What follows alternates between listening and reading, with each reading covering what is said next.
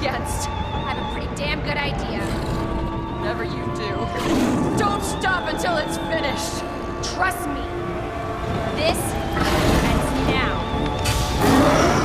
So with William Birkin having so many transformations, it was great to see him reimagined in this new Resident Evil 2 remake, showcasing the sheer terror of what the G-Virus can do to any human being. With William's subsequent mutations pushed him to become a complete abomination, we Resident Evil fans had a chance to go toe-to-toe with one of the most powerful BOWs to have ever existed. Anyways, what is up you guys, this is HeyDeVuH, and in this video we're going to be covering William Birkin and his many G transformations, ranging from his third form to his grotesque blob form by the end of the game, where we also compare the events from the original Resident Evil 2 to this new remakes, where it shows how William infected himself with a G-Virus, to his overall appearance with each mutation, and his in-game battle mechanics. We'll also cover the differences in how the encounters with William happens between the two Resident Evil versions, and see how the developers from Capcom gave us one of the most iconic monsters in the Resident Evil series. Alright, so starting off, let's discuss William Birkin's moment of infection in both games, where we see him in the original Resident Evil 2 marveling at his creation, but it was soon cut short when the Umbrella operatives arrived to steal the G-Virus.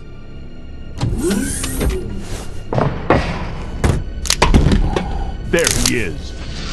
So you finally come. Doctor, we're here to collect the G-Virus sample. But in this particular scene, William didn't even fire a single shot, but was thought that he did when one of the items on top of his table dropped to the floor, which subsequently caused one of the operatives to shoot William on the right side of his body. That's it, all right. Okay, let's move out. But after retrieving the virus, the Umbrella operatives left William to die, but unbeknownst to them, the doctor was still holding a sample of the virus, where we then see him inject it into his own body. Whereas in this new remake, we the players find these cutscenes from the videotapes that was being recorded from the perspective of the Umbrella operatives, as they ambush William in the Umbrella secret lab. We'll also get some recounts of memories from Annette Birkin, as she explains to either Leon or Claire the events after William was shot. Dr. Birkin, you'll come along with us quietly. Anyways, in this remake, William's more openly defined to give away his creation, and attempted to shoot one of the operatives. I'm not handing over anything! We have our orders, Dr. Birkin. But in a quick sequence of events, William was shot down and was presumed dead, leaving the operatives to retrieve the G-Virus samples from the doctor. What the fuck were you thinking? Our orders were to bring him in alive. All in all, if we put these events side by side, the overall conclusion was still the same, but in the remake, they gave it such more of a grounded feel to the whole event, seeing how a normal person would act with having their life's work being taken by someone else, and how the operatives acted when one of their comrades shot William on instinct. Let's move. So shortly after being shot, we get to see Annette's perspective when she explains what happens to William after the confrontation with the Umbrella operatives, where in this remake's version, we see him stand right back up, but seemingly twitch a couple of times, indicating the mutation has already started to begin.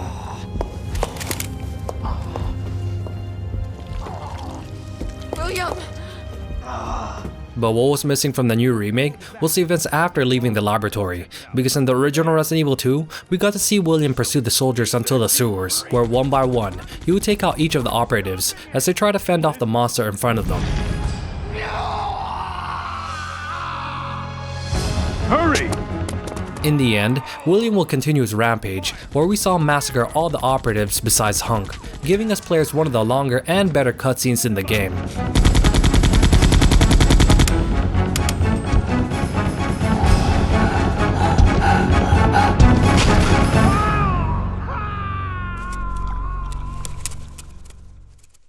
But in this new remake, we only get the last moments from the perspective from one of the soldiers, begging William not to hurt his comrade, as we see the new G-monster eliminate the soldiers, with the last shot while seeing the rats licking the samples of the virus, which would subsequently cause the further spread of the disease. Overall, it was a great sequence in both versions of the game to see how this G-monstrosity came to be, but in this remake, it felt a lot more grounded or realistic if we could put it that way, compared to the original Resident Evil 2, where it felt more like a cinematic segment of events. So now, after getting a quick backstory as to how William infected himself with a G-Virus, let's move on to the events that happened right before his third G transformation in this new remake, and how we can compare this portion of the storyline and gameplay to the original Resident Evil 2.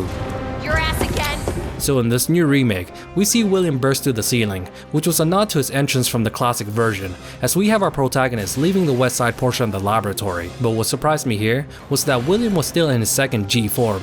Then we have Annette show up right behind us to shoot William to what appears to be acid rounds. Then a quick exposition ensues between our characters and Annette, but it's soon cut short when we see William already mutated into his fourth G transformation, where we see him grow one large arm in a split second. Sorry.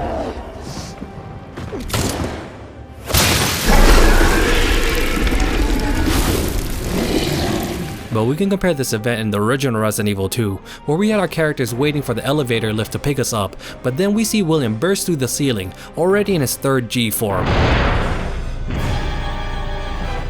But here, it's also noticeably apparent that the large orifice of his fourth transformation is already starting to form, giving him a grotesque overall look. We also have Annette absent in this sequence, where there wasn't any kind of exposition or cutscenes that would have William grow into a monstrosity. It was a pure and simple final boss battle entrance in the original RE2. Anyways, going back to the remake's version, after seeing William finally in his third form, we get a great intro to the boss encounter, particularly in Claire's campaign, as we see her take command of the situation, and ready to go face to face with this G monstrosity. This ends now. Alright, so starting off, let's cover William's overall appearance and gameplay mechanics, where here in this new remake, the developers from Capcom have done a great job of reimagining William Birkin's transformation, making him look ungodly with those 4 large claws and the protrusion on his chest area, but also the overall stature of this monster was highlighted in the later stages of his mutation, showcasing what the progression of the G virus can do in its later forms. The devs truly are taking advantage of today's technology to bring this monster to life. Anyways, in this new RE2 remake, William has a variety of attacks in this particular boss battle, where he uses his standard slash attacks that we've been accustomed to from his previous boss battles, but also similar in the way that he attacked us from the original Resident Evil 2. But we still had to tread lightly when he does these attacks, because it does have a far reach, so the best option is to time his slashes so we can get away from him and start from a new position. Also, he's able to, at close range, to almost jab at his players with one of his claws, but this is easily avoided as long as we don't corner ourselves in the battle arena.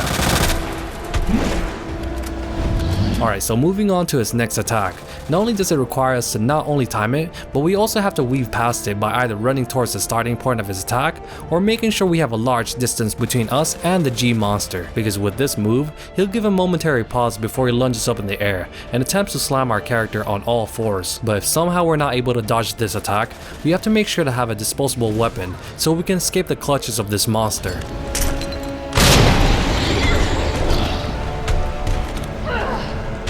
Because if we don't have one of these items, then this may happen.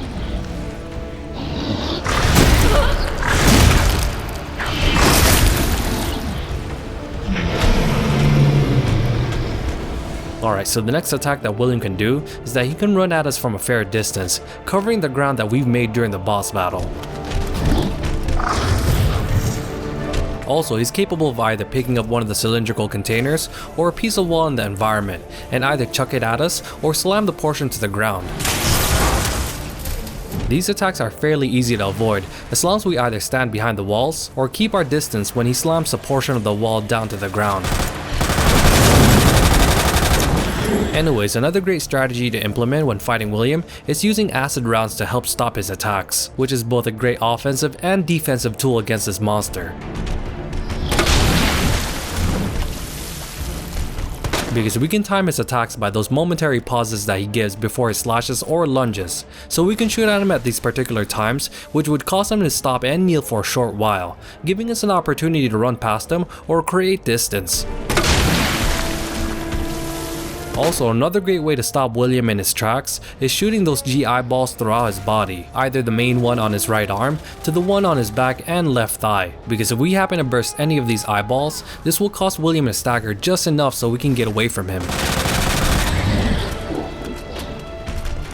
Also, the added benefit of eliminating all of his eyeballs is that he'll be completely incapacitated for a brief moment, showing his weakness in the middle chest area, where a large clump of these G eyeballs are exposed, giving us players an opportunity to deal a lot of damage to this monster. Anyways, after he does take a lot of damage, William will give a massive roar, where we see him literally blow off steam from his body, then we see him glowing from the heat that he's producing. This overall aesthetic that the developers added to this monster in this sequence was great, where it truly shows the continual progression of the G-Virus and how it constantly needs to adapt depending on the situation. It's also great to see how the developers for this remake built on top of the great foundation for this G-monster from the original RE2, adding so much to what we saw from his previous iteration. But there was a difference with the original and remake's version of William, and it was that we didn't have the sequence of his mutation where this happens.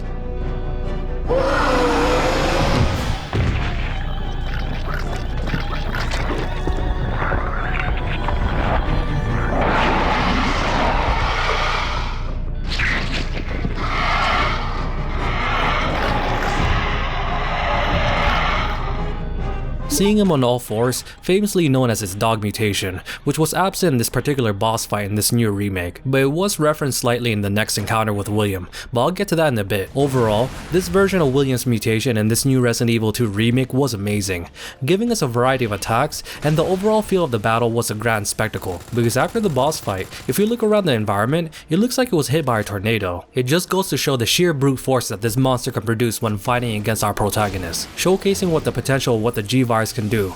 No wonder Annette in this new remake didn't want it to be taken away.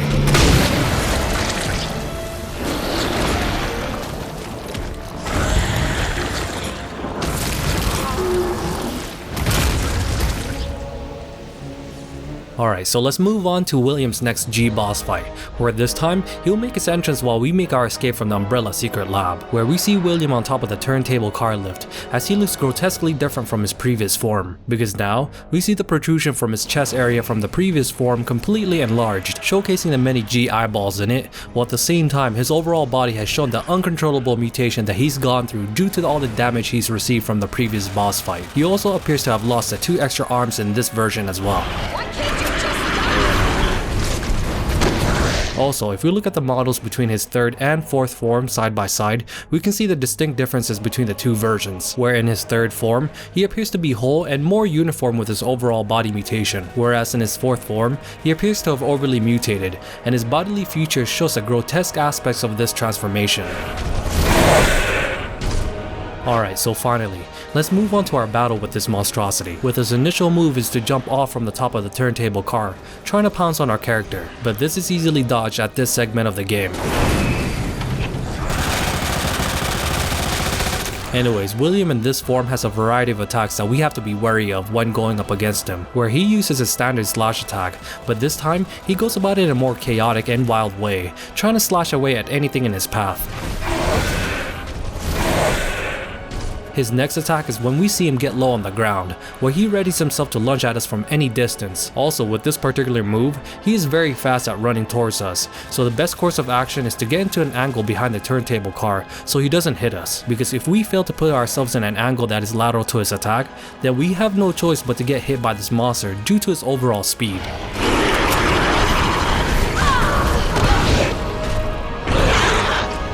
Also, on a quick note, this attack of William is the one that I referenced earlier that pays homage to his dog form from the original Resident Evil 2, where we see him in all fours and can run at us players from any distance, but in this older version, he can either swipe at us or catch us by his orifice and chew on us like a piece of meat.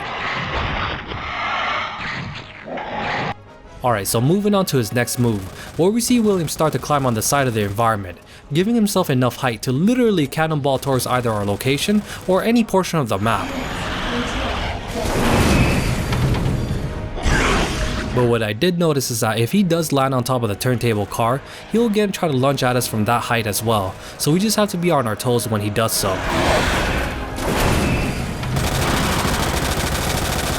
Anyways, once William takes enough damage, he again, like from his previous battle, will let off a lot of steam from his body, indicating the next phase of the boss battle.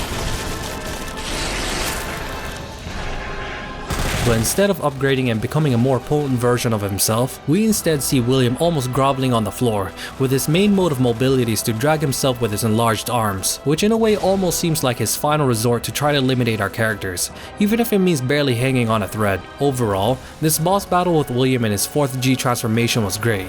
Seeing his progression to this point of his G virus mutation is something to marvel about, where we see his overall chaotic movements and the small tribute to his dog form from the original Resident Evil 2.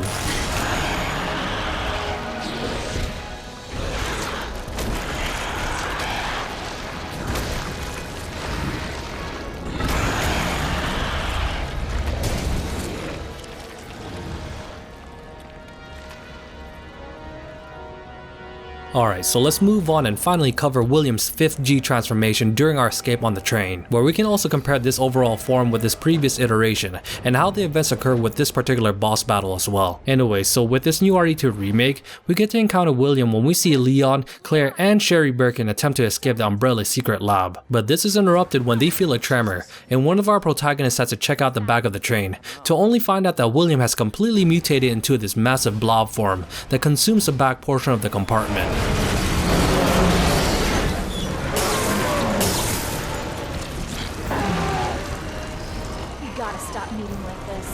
Also in this remake, the developers added so much detail with this overall form of William, where we can even see the walls of the train consumed by the flesh of the G-Virus monster, giving it a distinguished grotesque look, where we can compare this to his previous iteration, where we see him consume the wall of the train as well, but highlighting those tentacles more in this version.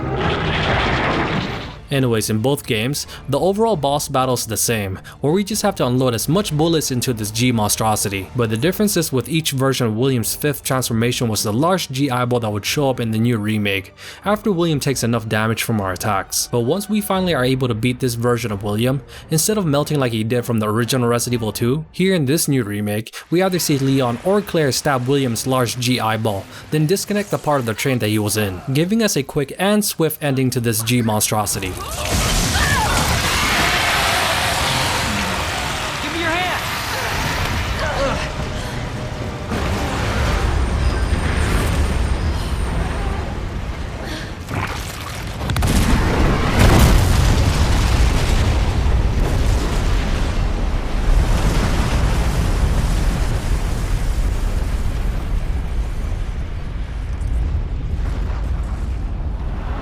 Compared to the original RE2, where we get a full-blown cinematic ending, seeing our characters attempt to stop the train because he was close to self-destructing, but at the same time still having William follow them to the front of the train, where we see one of the best moments in Resident Evil 2. But Persistent, come and get me, I'm right. Come and get it!